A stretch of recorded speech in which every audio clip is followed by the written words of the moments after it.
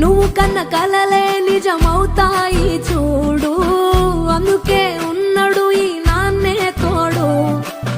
దశరథ మహారాజే నాన్నై పుట్టాడు, నువ్వు రాముడంత ఎదగరనేడు. చరితలు ఎన్నడు చూడని మమతల గూడే వీధిరో, సంపద అంటే ఏదో కాదురో, ఇంతకు మించి